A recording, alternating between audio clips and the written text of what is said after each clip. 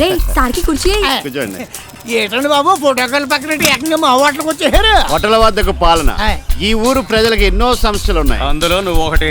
లీడర్లు అప్పుడప్పుడు ఇలా జనజీవన స్రవంతిలోకి వచ్చి ప్రజల సమస్యలు తెలుసుకోవాలి. బాగా కవర్ చేశారు. పబ్లిక్ లో టచింగ్ లేదు ఎన్కౌంటర్ అయిపోతావు. ఎలా ఉన్నావు తయారు? మీలాంటి వారి దయ వల్ల ఇలా ఉన్నానండి. ఏం తింటారు? నీ చేతి ఏం పెట్టినా తినేస్తాను. ప్లేట్ ఎలకమని పెట్టమంటారండి. వేసేయమంటారా?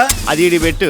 రే సార్తో ఏంటో పరాచకాలు ఉండండి. దూరగా కాలిన దిబ్బరెట్టుంది, తీసుకొస్తాను. అది నా కోసం వేసింది కదా, ఆయన తెస్తానంటావేంటి? ఎవడరాడు? మటన్ కొట్టు మస్తాన్ గాడండి. వేసేయమంటారా? అలాగే. ఒరే రెండో ఎస్ఆర్సీలో నీ మటన్ కొట్లు వేసిపోతుంది తెలుసా? రెండో ఎస్ఆర్సీ అంటే ఏంటండి? నాకు మాత్రం తెలిసేటి పదం బాగుందని వాడాను. అదా రే ఇప్పుడే సంతకం కూడా పెట్టేశారంట. అయ్యే బాబోయ్, అంత పని చేయమాకండి. నాకు 3 పెళ్ళాలు 6 పిల్లలు, మటాస్ అయిపోతాను. ఇదిగో తయారు సార్, తొందరగా దిబ్బరొట్టు తీసుకురా. సార్ తమరు శుక్రవారం 8 తింటారు కదండి? ఫ్రీగా వస్తే శనివారం కూడా తింటారు. అయితే 2 కిలోల మటన్ అమ్ముతాను. ఈ రోజు మంచి ఏటపోతున్నా వేసాను. పనిలో పని.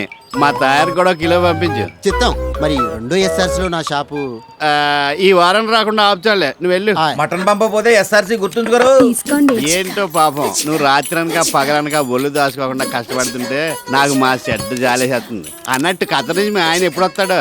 ఎందుకండి? సడన్ గా వచ్చేందుకు ఇబ్బంది కదండి. రైట్.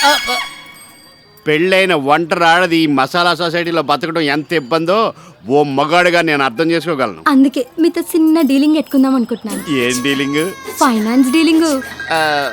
నా మొగుడదవా కత్తరెల్లి తెగ సంపాదించేస్తున్నాడు అనుకోని సెంటర్ లో స్థలం కొని 18 పిల్లర్లు కూడా లేపించేశాను. శ్రీరామ సుబ్బారావు బాబా ఖతర్లో దేన్నో తగులుకుని డబ్బులు పంపడం మానేసాడండి. అందుకని మీరు కొంచెం ఫైనాన్స్ ఇస్తే గ్రౌండ్ ఫ్లోర్ వరకు లేపించి అద్దెకిచ్చుకుందాం అనుకుంటున్నాను. అర్రే నిన్నే రైలు చేరు సుబ్బరాజు 2 లక్షలు అడిగి ఇచ్చాను. నువ్వేం ఫీల్ అవ్వకు, మా చిన్నబామర్ది చెప్తాను తీసుకుంది. సర్లేండి, మంచోడు పేరే చెప్పారు. ఆయన మీలాగా గ్లామర్ లొంగే రకం కాదండి బాబు.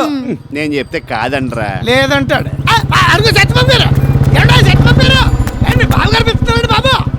అదేటండి మీరు పిలుస్తున్నారని చెప్పినా కూడా ఆకుండా వెళ్ళిపోతున్నాడు ఏంటి ఆయన? అదే వాడికి నేనంటే గౌరవం, నా ముందుకు రాడు. నాకు ఎలాగ అనిపించలేదే. మరి ఎలా అనిపించింది? ఆ ఎదో పిలిస్తేనే రావాలి అన్నట్టు ఉందండి. ఇదిగో తయారు వేసేయమంటారా?